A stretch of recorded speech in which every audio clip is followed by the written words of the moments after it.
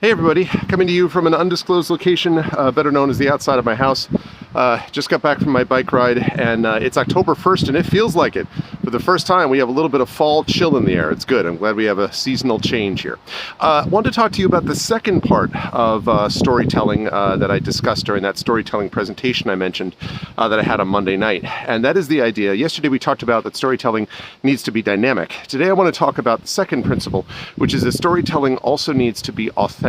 Now, quick note about this. This word gets overused all the time, right? And in fact, a colleague of mine that I was doing this presentation with on Monday objected to the use of the term. He's like, everybody uses authentic and it doesn't mean anything.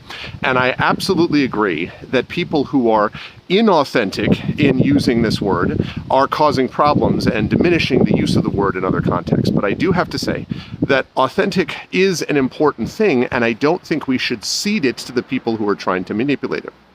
Authenticity basically means truth to oneself, right? That you are being true to who you are and true to who you are as a storyteller. When a character feels authentic in a story, it's because we think the character is saying things which, if we saw them in real life, they would be expected to say. That it seems to resonate, that it seems to seem right. The vibe is right with the character.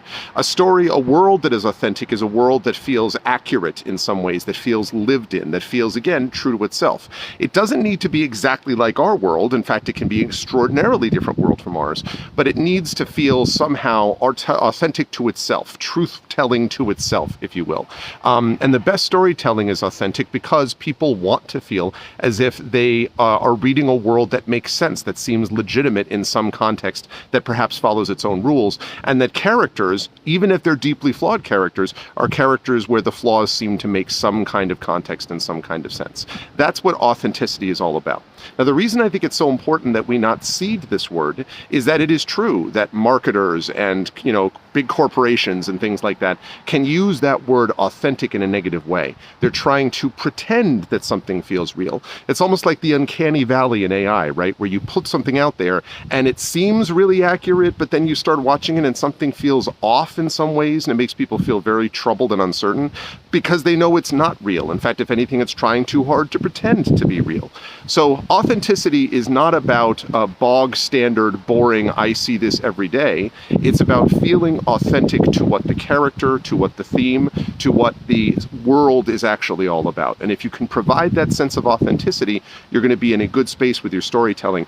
Don't cede the word authenticity. Don't cede the process of authenticity to people who would use it for their own ends. That's the second principle of storytelling. I'll get to you with another one of those later, but otherwise, have a good week.